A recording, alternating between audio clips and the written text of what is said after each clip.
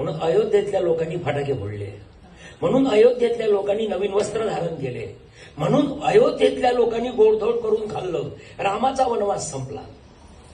आजच्या तारखेला पुऱ्या देशाचा वनवास संपला. हे खरी दिवाळी आपल्यासाठी आहे, ही खरी दिवाळी आहे. तुम्ही कोमात गेल्यासारखे ऐकू नका.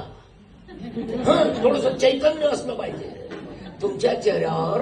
कुठेतरी माझ्या शब्दाला रिटर्न मिळाला पाहिजे. रिटर्न महत्वाचं आहे. तुम्ही आयसीयू मध्ये नाही आहे, आज गुरुदेवाच्या दरबारात आहे.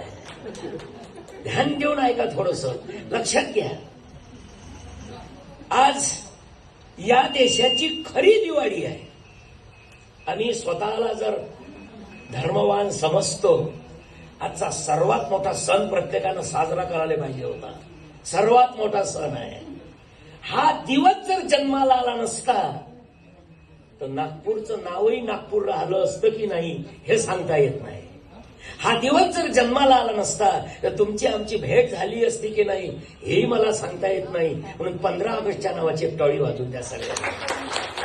पण एक गोष्ट लक्षात घ्या, स्वातंत्र्य आणि स्वतंत्र याच्यात फरक आहे. पुन्हा चिंतन करतो आपण याचं. स्वातंत्र्य, आजच्या दिवशी आपल्याला काय मिळालं? स्वातंत्र्याचा अर्थ स्वैराचार करू नका. लोकांनी स्वातंत्र्याचा अर्थ काय केलाय? स्वैराचार. आमचा देश स्वतंत्र झाला, आमच्या मनात असं तसं आम्ही वागू. याला स्वातंत्र्य नाही म्हणत, याला स्वैराचार म्हणतात. स्वतंत्र याचा अर्थ काय? स्व म्हणजे स्वतः, स्वतः म्हणजे आत्मा. माझ्या आत्म्याचं तंत्र मला वापरता येत नव्हतं, आता वापरण्याचा अधिकार मला दिला, याला स्वातंत्र्य म्हणतात. लक्षात घ्या.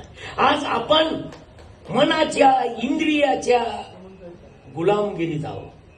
इंग्रज जरी निघून गेले तरी माणसं अजून स्वतंत्र नाही झाले. माणसं स्वतंत्र झाले असते, माणसं जर स्वतंत्र झाले असते तर तुमच्या विचाराच्या तंत्राची स्थापना व्हायला पाहिजे होती. लक्षात घ्या. कुठेतरी आम्ही आजही वैचारिक गुलामगिरीत आहोत.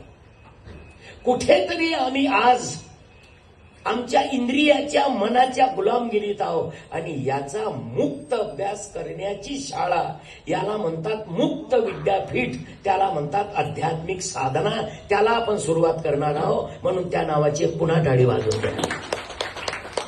एक गोष्ट नेहमी लक्षात घ्या, गंगामाईचा जन्म कोण्या तारखेला झाला, कधी झाला हा महत्वाचा नाही. माणसाचा जन्म कधी झाला हे महत्वाचं नाही.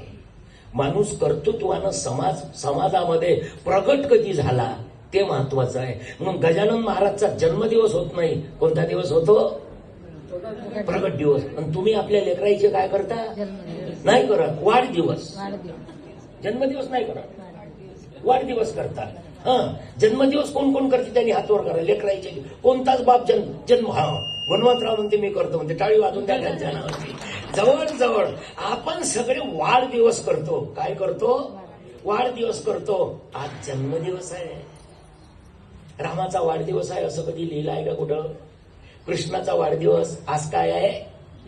आज पुन्हा एक सांगतो, आज जन्माष्टमी आहे. कोणीतरी मी इथं आल्यावर धो मुसळधार पाऊस चालू होता. तुम्हाला कल्पना नसेल, नुसतंच मुसळधार नाही, कृष्ण जन्माला आला, यमुनेला पूर होता. लक्षात घ्या, यमुनेला महापूर होता.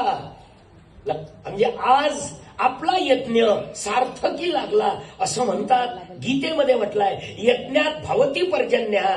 ज्या सत्संगात, ज्या यज्ञात पाणी येते, समजाव यज्ञ यशस्वी झालं. लक्षात घ्या, आपलं यज्ञ यशस्वी झालेलं आहे. म्हणून कुठेही निगेटिव्ह विचार ठेवायचे नाही.